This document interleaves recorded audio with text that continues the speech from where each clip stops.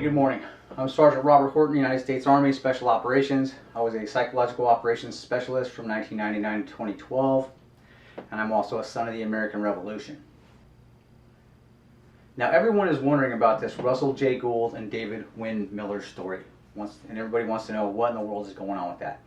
What does it mean, right? Okay, but to understand what it means, you have to understand what's going on planet Earth that you all need to be made aware of so you can understand what it is these guys are talking about, okay? So I'm going to go back to the beginning. This is a very old Masonic system that's operating here on planet Earth, and it is all based upon shipping and postal wars that have morphed into banking wars. Okay, so the three really work together hand in hand, but the banking warfare has really kicked off here as of late in relation to this whole thing. So when you're born here on this planet, or here on this planet, you are born of the water, right? Because this is a shipping war. You're all captured in a shipping warfare that you're unaware of, that you've been captured into. So when you're born of your mother's water. And you are docked as a vessel by a doctor who is a registered harbor master by the port authorities and authorized by the Department of Transportation. And when you are docked by the doctor, you are then harbored in the harbor in a vessel in dry dock known as a hospital, which is considered to be a boat parked on the land. Okay? But when you're born and harbored by the harbor master in this vessel in dry dock, you are considered a ward of the state. So you are placed into a maternity ward.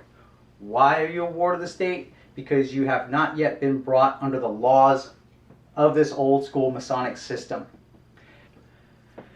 Now, how they get you into this old school Masonic system is with the birth certificate. So you're considered a ward of the state or an outlaw because you're not yet under the laws of the old Masonic system until your mother signs a birth certificate. This is a commercial instrument, okay? This is saying that you are now owned and under the laws of this Masonic system, but you are owned and that you are nothing more than a piece of cargo or a vessel or a dead person that's presumed to be missing, dead, or lost at sea, right?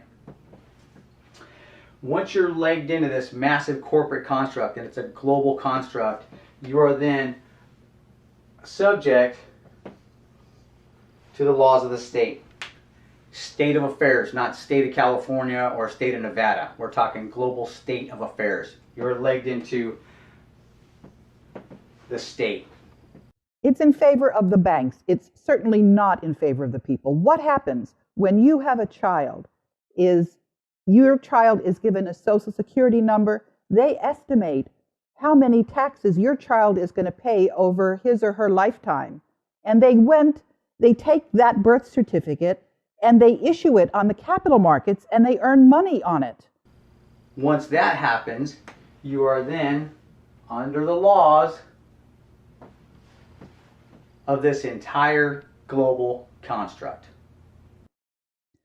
I'm saying something much worse, actually. What I'm saying is that when every citizen goes into the court system, they are not seen there as themselves a U.S. citizen. They're seen as the person who had their birth certificate pledged. You're there as a debtor. You're not there as a citizen. We have been converted from human beings that are citizens of the Republic of the United States into chattel. Chattel, that is a legal term for something which is property. We are now considered to be property of the Federal Reserve. We're not considered to be human beings and citizens of the United States. These are the pillars of the laws of this global construct. Admiralty and maritime, and civil jurisdiction. Law of the sea, law of the land. Law of the sea has always been held by the King of Great Britain. Okay, that's how he runs his entire country. It's considered a vessel, a great big boat, and all the people in that boat are considered to be missing, dead, or presumed lost at sea with their birth certificate system. That's how he runs his whole country. And that's the same thing we're doing here in the United States. Why? Because Great Britain has always been our postmaster general here in the colonies and the 50 states. Now let me explain what postmaster general of the world is. Okay, this is our vessel. This is planet Earth. This is the vessel that we're all floating around on in this sea of space we call the solar system or the galaxy. This is our outpost, right? Our boat. The Postmaster General, or the General of the Post, is Great Britain. Always has been. This is an old school Masonic warfare platform, planetary warfare platform based upon shipping, postal, and banking wars. Okay, I've explained the shipping to you. The postal revolves around timelines. When you're brought into a jail, the timelines kick off, whether it's a federal offense, state offense, or local offense. Different venues have different timelines, okay, and there's several. His whole system is enforced in the courts around the world. This whole system is enforced in the courts, and what they're enforcing is the elemental chart, his strategic metals contract, his styles manual, and the dictionary, which is basically the entire system all of us are using, the grammatical construct we all use. All of these contracts and this entire system is enforced in the courts around the world. Those are called the neutral ports. That's where the wars are fought in relation to this entire matter, right? If you got a grievance, you go into the courts or the neutral ports and you fight it out. But this thing is set up to make sure that he always wins, okay? This entire system is set up so that you never win. All they look at you as is a piece of cargo, a boat or a vessel that can be harvested, raped, plundered, and pillaged for its goods. So this is the old school Masonic system that these guys have set up, and this is what is being defended on planet Earth, okay? This whole system belongs to the King of Great Britain, or is run and defended by the King of Great Britain. Okay, so he is the Postmaster General of the world. All of the countries on planet Earth are utilizing and playing with this system. Okay, doesn't matter if you're in Russia, China, or Germany. If you get married here in the United States, you're still considered to be married in Russia, China, or Germany. If you get divorced, you're considered divorced all over the world, right? Because the courts are all connected. Everybody's playing this game. It's a big, old school Masonic system that they utilize to control the people and run the planet with. This is the old school monarchical system that commands and controls the entire planet, or at least is attempting to. All of the countries on planet Earth are utilizing this Masonic warfare platform, okay? And as they are all high-ranking Masons, all of them, okay? Not Masons in the form of guys who are setting up sidewalks and driveways, okay? They're not those type of Masons. These Masons build governments. They build them and they defend them. The contracts that I pointed out that the King of Great Britain has, all the countries have those same contracts. They all have their own strategic metals contract in place that allows them to print and mint their own coinage based upon their banking system, okay? Everybody has commodities that they trade around the world with each other, and that's what those banking systems are based upon. Oil being one of the biggest. And the King of Great Britain is the reigning monarch on the planet. That's why he is the Postmaster General of the world. What we're going to look at is where the crown derives its authorizations or its authorities that their entire system is based upon. Okay, real quick, let's go back and recover some American history, okay? Back when the colonies were founded, there was 13 colonies originally. And before the American Revolution broke out, our post office was the Philadelphia, Pennsylvania post office, the Benjamin Franklin post office, okay, or postal court, which is here. And once the American Revolution had broke out, the king had cut off our ability to conduct international trade and commerce out of that post office because we went to war against Great Britain, right? So the war, all wars vacate that kind of contract. So our shipping was cut off. After the American Revolution, we couldn't open commerce back up through this post office because we owed 1.6 million francs to the French for funding the American Revolution. So at that point, the King of Spain and the King of France argued over who was going to be the Postmaster General here in the United States to open it up to international trade and commerce. Right? Spain said that they had found America first. Christopher Columbus had discovered the New World first, and so they had rights to it. France said that without loaning America the 1.6 million francs, the United States wouldn't even be open for capture. But the King of Great Britain, still being the reigning monarch in the world, said those are my people, and I'm going to put my post office in up there and open this thing up to trade and commerce. You guys need to stand down.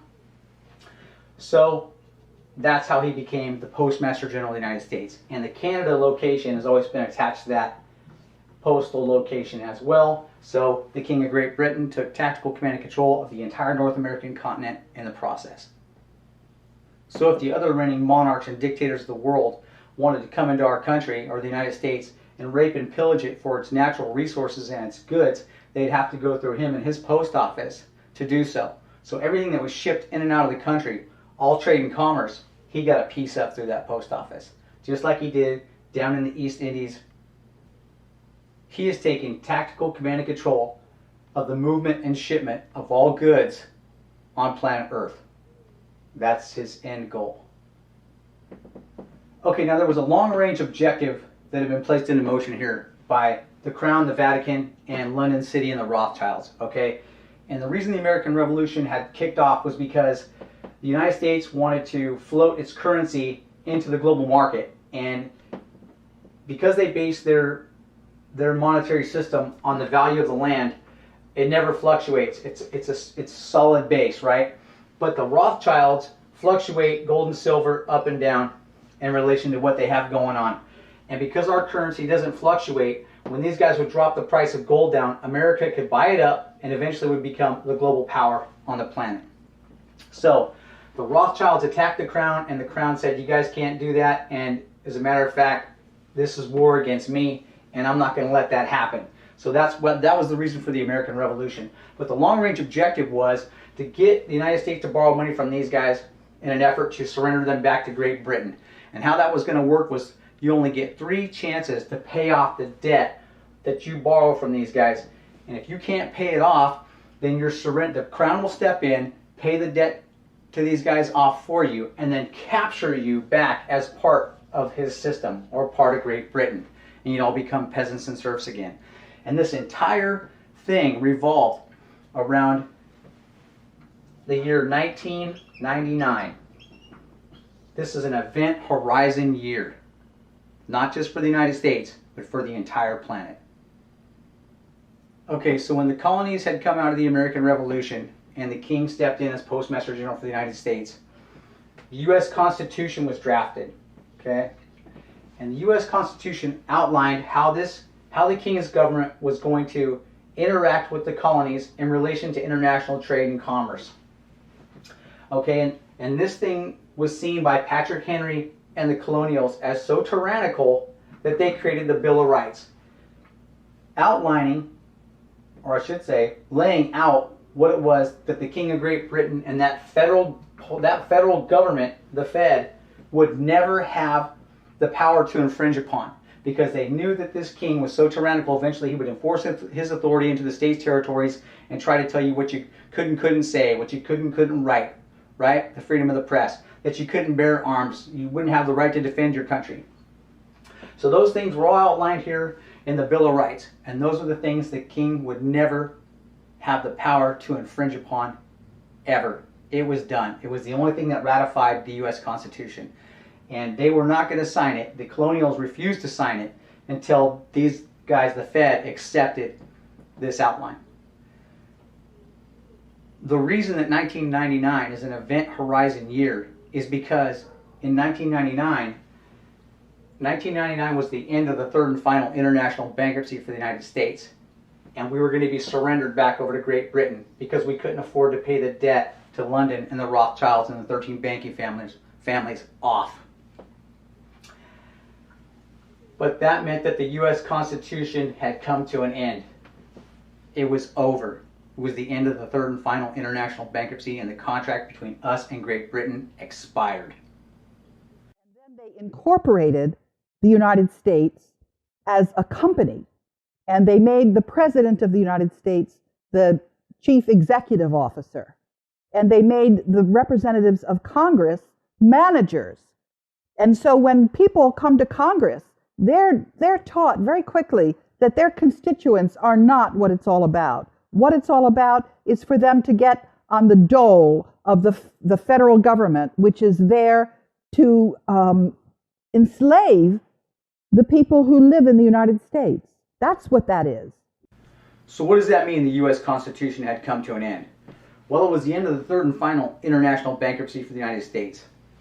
And with the end of the third and final international bankruptcy, the King of Great Britain had to vacate the position as Postmaster General due to international banking law. And the trustee between us and Great Britain, or the bankruptcy, has always been the President of the United States. Well, if there's no more bankruptcy, then there's no more need for a trustee. The agreement with us and Great Britain is over. So, no bankruptcy, no trustee. So in 1999, there should not have been a presidential election held. The U.S. Congress should have been shut down, the Senate should have been shut down, everybody should have been fired, and we should have held a new constitutional convention and resubstantiated the entire government from the ground up. And they never told the American people about any of it. Now, with the end of the American Revolution, the United States didn't have a strategic metals contract in place. Okay, we weren't allowed to print and mint our own coinage, so we had to borrow it from these guys, from the Rothschilds and London City, authorized by the Crown, because the Crown has a strategic metals contract in place, and that's what we've been utilizing. In 1933, with the Great Depression, actually 1929, is when the beginning of the third and final international bankruptcy had started, or the end of the second had come to an end. Because we were borrowing money from these guys over here, we're now in usury with this system. Okay, so that is how we're captured in usury with these guys over here. We're using their money. We're not allowed to make or create our own. And as a matter of fact, we're borrowing it and paying it back with interest in hard, natural assets. Okay, all of this is going somewhere, okay? This is all going back to David-Wynn and Russell J. Gould and what they have done to the planet that everybody needs to be made aware of. But before we get into that, you have to understand what it was they ran headlong into that they had no idea was going on the planet. Okay, that pretty much stopped what they were doing right in its tracks, and vice versa. Okay, so this is where the banking warfare and the warfare against the United States really kicks off. Back in 1933, Roosevelt was in office, and a Nazi coup inspired and led by Gerald McGuire, backed by Prescott Bush, J.P. Morgan, Remington, and Goodyear, were trying to get Roosevelt out of office. And what they did was they tried to elicit the help of General Smedley Butler of the United States Marine Corps in an effort to help them get Roosevelt out of office. They figured that with Butler's influence over the American soldiers, that he could assemble 500,000 men and help them get Roosevelt out.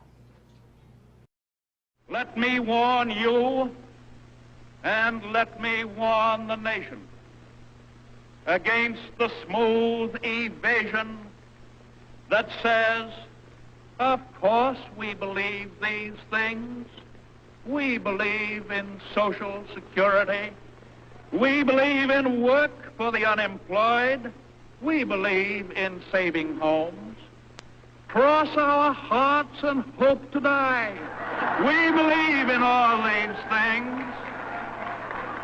But we do not like the way the present administration is doing them. Just turn them over to us. We will do all of them. We will do more of them. We will do them better. And most important of all, the doing of them will not cost anybody anything.